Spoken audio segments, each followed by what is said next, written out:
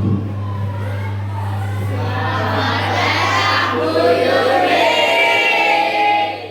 kasih. Siapa berdoa? Doa dalam hati. Mulai. Doa selesai. Bisa salam.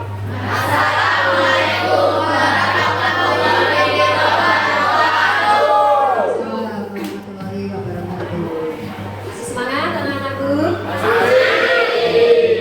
Kita ketemu lagi dengan pelajaran IPS yang hari ini akan melanjutkan materi pertemuan minggu yang lalu. Minggu yang lalu kita sudah membahas tentang mobilitas sosial, ya toh? Mobilitas sosial yang vertikal dan mobilitas sosial yang horizontal. Nah, kelanjutannya untuk pertemuan kita hari ini akan melanjutkan materi tentang faktor-faktor pendorong dan penghambat dari mobilitas sosial. Untuk hari ini saya kemas spesial 28B dengan mendatangkan narasumber atau guru tamu untuk menjelaskan apa atau faktor-faktor dari pendorong dan faktor penghambat dari mobilitas sosial. Untuk kali ini saya datangkan seorang narasumber yang guru kita juga, terus Ibu Bendahara juga calon guru penggerak dari SMP Negeri 2 Kandat. Yuk kita sambut kedatangan narasumber kita, Ibu Amin Rahayu SPD. Yuk kita sambut. Selamat datang Ibu, selamat datang Ibu, selamat datang Ibu, ucapkan. Selamat datang Ibu, selamat datang Ibu, selamat datang kami ucapkan. Terima kasih. Silakan muncul Bu. Terima kasih anak-anakku yang kami banggakan ya. Jadi hari ini saya spesialkan buat anak-anak 8DB menghadirkan narasumber seorang Ibu Amin Rahayu SPD. Sesuai tujuan pembelajaran hari ini, peserta didik dapat mendeskripsikan faktor-faktor yang mempengaruhi mobilitas sosial. Bisa disampaikan ke anak-anak untuk menjelaskannya, Bu. Silakan. Assalamualaikum warahmatullahi wabarakatuh.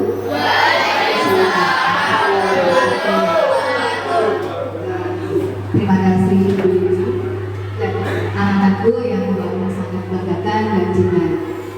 Mobilitas sosial ini tadi tujuan pembelajarannya yaitu anak-anak bisa mengetahui tentang faktor-faktor baik pendorong maupun penghambat mobilitas sosial. Nah, kalau faktor-faktor pendorong itu ada antara lain yang pertama yaitu faktor struktural. Nah, kita wajib bersyukur. Kenapa kok bersyukur? Karena di Indonesia kita mempunyai sistem demokrasi. Nah, sistem demokrasi ini memiliki struktur masyarakat yang sangat terbuka. Jadi, untuk mendapatkan mobilitas sosial yang tinggi itu tidak dipengaruhi dari rasanya atau dari stratanya seperti apa. Jauh usah khawatir kali ini. Jadi masyarakat yang miskin atau yang dari golongan yang rendah bisa menguasai atau bisa menjadi pemimpin suatu negara. Jadi kita wajib bersyukur sekali. Nggak seperti negara-negara yang lain yang sistemnya pakai kerajaan. Kalau kerajaan berarti memakai struktur.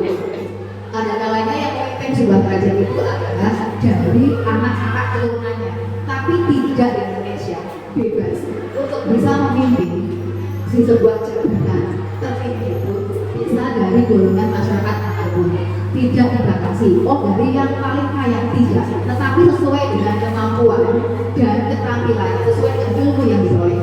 Ini yang pertama. Yang kedua apa? Yang kedua faktor ini. Setiap orang, setiap anak memiliki pengetahuan, memiliki keterampilan, memiliki sikap yang berbeda-beda antara satu dengan yang lainnya. Nah, kalian ini belum tentu mereka. Misalkan satu alma mater, satu sekolah, satu baru, nanti kalian 5 sampai 10 tahun mendatang akan memiliki mobilitas sosial atau kedudukan yang sama. Ini belum tentu.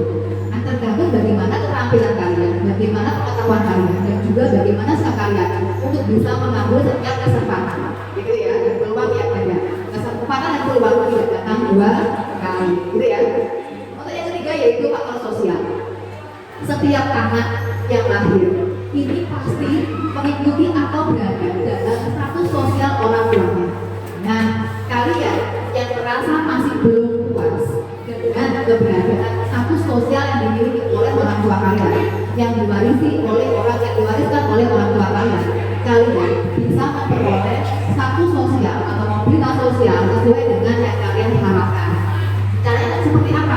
caranya dengan belajar yang lebih rajin. Supaya apa? Supaya kalian bisa meningkatkan mobilitas sosial orang tua atau diharuskan oleh orang tua kalian apabila kalian merasa belum puas dengan keberadaan mobilitas sosial atau status sosial yang dimiliki oleh orang tua kalian. Kemudian yang keempat yaitu faktor ekonomi. Nah, kenapa faktor ekonomi merupakan pendorong dari mobilitas sosial?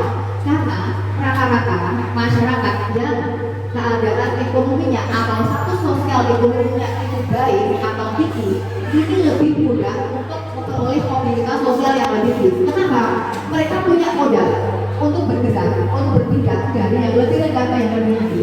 Mereka bisa mengambil pendidikan yang berkualitas, pendidikan yang lebih baik, yang mereka inginkan. Karena apa? Ada biaya. Begitu. Jadi mereka lebih mudah untuk bermobilitas atau berpindah mobilitas dari yang rendah ke yang tinggi. Ini dari faktor sosial, itu dari faktor ekonominya. Kemudian dari faktor politik. Nah, kita alhamdulillah di negara yang sudah merdeka. Jadi kita lebih mudah untuk berkonsentrasi untuk mendapatkan mobilitas sosial yang kita inginkan. Bayangkan kalau kita negara yang belum merdeka, jangankan mobilitas, kita mikir bagaimana kita bisa merdeka, bagaimana kita bisa bebas, ini masih susah. Nah, kita sekarang berada di posisi negara yang sudah merdeka. Jadi kita bisa berkonsentrasi untuk meningkatkan mobilitas sosial yang ada pada diri kita atau warga kita atau masyarakat kita, begitu ya. Kemudian yang terakhir yaitu kemudahan dalam akses pendidikan. Nah, kemudahan untuk mendapatkan pendidikan yang lebih baik ini juga merupakan faktor pendorong dari mobilitas sosial. Kalian bayangkan seandainya kalian tidak bisa belajar karena dalam kondisi peperangan seperti halnya pada saat COVID kemarin, kalian sekolah harus keluar dari rumah dengan daring yang notabene diawasi oleh orang tua kalian. Banyak orang tua kalian yang stres. Kenapa? Tugas hanya dari HP, sedangkan orang tua kalian juga kesulitan mendampingi kalian. Ya, tetapi dengan setelah adanya COVID dan sekarang ini kita kembali normal, kita bisa mendapatkan akses pendidikan yang lebih baik dengan mudah. Karena apa? Dengan mudah mendapatkan pendidikan yang lebih tinggi, ini bisa meningkatkan sumber daya kualitas manusianya. Kalau manusianya sudah berkualitas, berpendidikan, maka mobilitas sosial akan lebih mudah untuk dicapai. Kalian akan lebih mudah untuk mendapatkan pekerjaan yang kalian inginkan, yang kalian cita-citakan, dan kalian juga bisa membuka lapangan pekerjaan sendiri sesuai dengan keterampilan yang kalian peroleh dari pendidikan yang berkualitas tersebut. Gitu. Ini untuk faktor kedua. Nah, selain itu pasti juga ada penghambatnya. Kalau faktor penghambatnya ini ada dua. Yang pertama kemiskinan. Nah, biasanya mereka yang miskin ini karena mereka berpendidikan yang rendah. Kenapa kok seperti itu, Bu? Iya, karena dari pendidikan yang rendah ini mereka susah untuk mendapatkan pekerjaan yang mereka inginkan, yang mereka bisa. Selain itu mereka tidak mempunyai penampilan untuk mereka mau membuka usaha sendiri. Jadi kalau tidak punya pengetahuan, tidak punya keterampilan, mau kerja juga susah, mau juga lapangan pekerjaan pun juga susah. Karena apa? Tidak punya pendidikan dan juga kemudian itu juga tidak ada karena miskin itu dan juga miskin kata. Nah, ini merupakan faktor penghambat dari kemajuan mobilitas. Kemudian yang kedua diskriminasi. Diskriminasi ini adalah perbedaan pengetahuan, ya, baik dari ras, golongan, suku, agama dan yang lain-lain. Tetapi di Indonesia pada saat ini sudah tidak ada. Ya, terima kasih. Dan anak-anak mungkin ada pertanyaan yang sudah dijelaskan dari Bu Amin tadi. Ya, silakan. Assalamualaikum warahmatullahi wabarakatuh. Waalaikumsalam warahmatullahi wabarakatuh. Perkenalkan, nama saya Najwa Lidiana Aji. Saya izin bertanya. Dari cerita dan penjelasan Bu Amin tadi, Bu Amin adalah seorang ibu rumah tangga, seorang guru, bendahara posisi SMP ini, dan juga calon guru penggerak. Apakah ada pengaruh dari sosial terhadap mobilitas sosial dan para Bu Amin alami sekarang ini? Langsung jawab ya, monggo silakan jawab Bu Amin. Pertanyaan bagus dari peserta didik. Iya, Mbak siapa tadi? Najwa. Mbak Najwa. Ini pertanyaan yang bagus dan juga untuk anak-anak yang lainnya juga nih. Ini memang kayaknya sih kalau misalkan orang bacanya atau melihatnya ibu rumah tangga dengan 2 anak gitu ya. Ya. Kemudian sebagai pengajar sebagai juga sebagai guru. kemudian juga sebagai bos di sekolah. Saat ini melakukan pelatihan pendidikan guru pengajar juga. Sangat sibuk Bu ini. Sangat sibuk sekali. Alhamdulillah sangat sibuk sekali.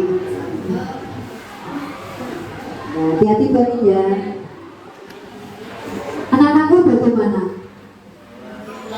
Ada pesan dan kesan tersendiri ya setelah mendengarkan informasi dari Bu Amin tadi. Karena materi itu tidak harus dijelaskan secara langsung, tapi perlu datangkan guru kamu sehingga kamu ada variasi dan untuk memotivasi kamu untuk belajar. Nah sekarang setelah mendengarkan talkshow tadi, yuk sampailah kepada tugas kamu. Yuk dibuka buku paketnya, buku IPS-nya, terus silakan dibuka HP-nya. Dibuka HP-nya.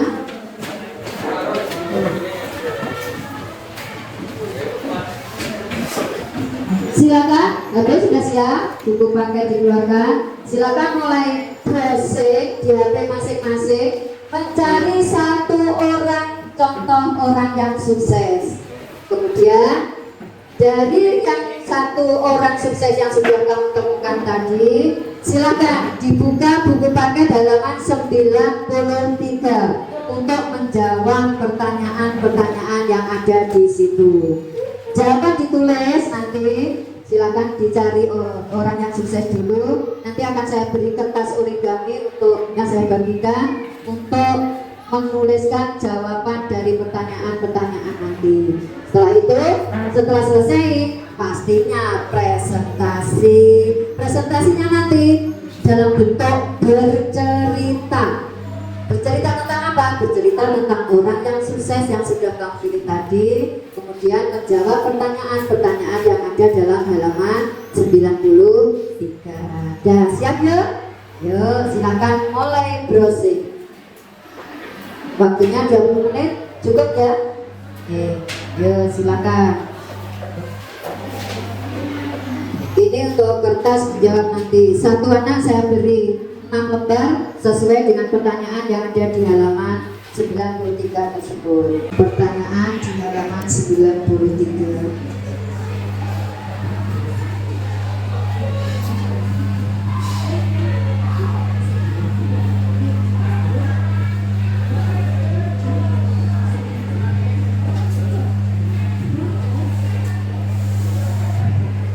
Ya silakan dijawab sesuai pertanyaan A sampai dengan F.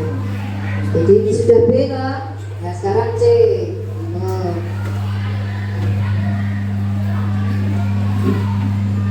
Ya sampai B. Ini sudah sampai B juga. Ini sudah D. Ayo pinter-pinter.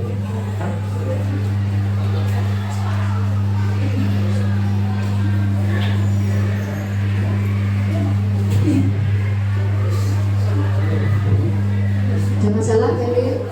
Yuk, sudah selesai semua tak?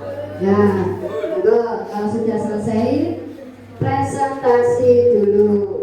Sebelum saya tunjuk, yuk siapa yang mau presentasi tanpa saya tunjuk bersedia untuk tampil mempresentasikan hasil karyanya hari ini. Yuk aja, anak putra, anak putri. Ada lagi mau tampil? Mbak Sila mau tampil? Tokohnya apa Mbak Sila? Bapak Khairul Tanjung, monggo silakan dipresentasikan. Yang lainnya dengarkan deh. Biar kamu tahu ternyata di Indonesia itu banyak orang-orang yang sukses. Silakan. Waalaikumsalam warahmatullahi wabarakatuh.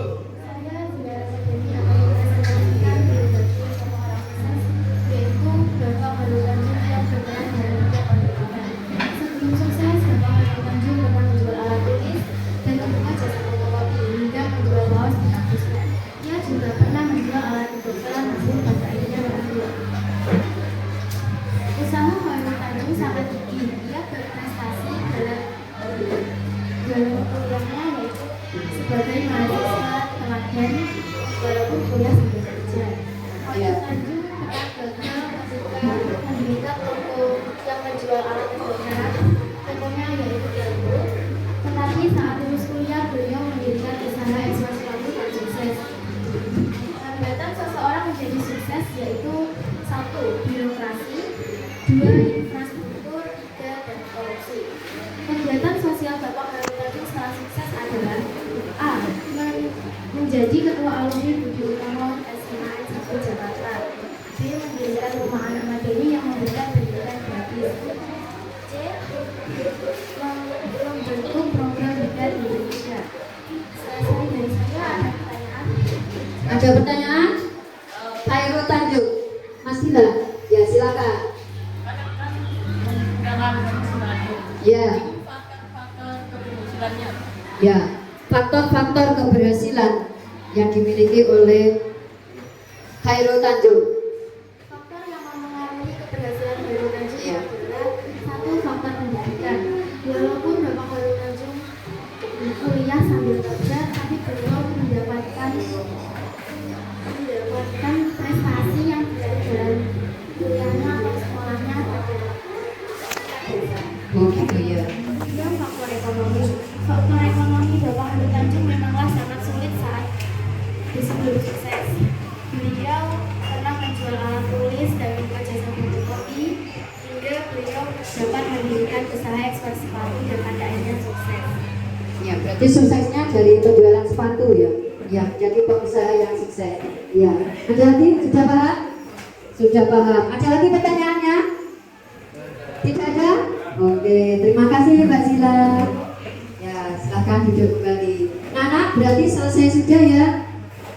Sebagai penutup, ya kita tutup dengan memberikan kesimpulan tentang pertemuan kita hari ini, di mana kita tadi sudah membahas tentang faktor-faktor pendorong dan faktor-faktor penghambat dari mobilitas sosial. Faktor pendorongnya tadi ada berapa? Ada 6 yang sudah disebutkan oleh narasumber tadi. Di antaranya 1. Faktor struktural, faktor sosial, faktor pendidikan, faktor ekonomi, faktor individu, yang terakhir faktor politik. Itu merupakan faktor pendorong dari adanya mobilitas sosial. Untuk faktor penghambatnya ada berapa?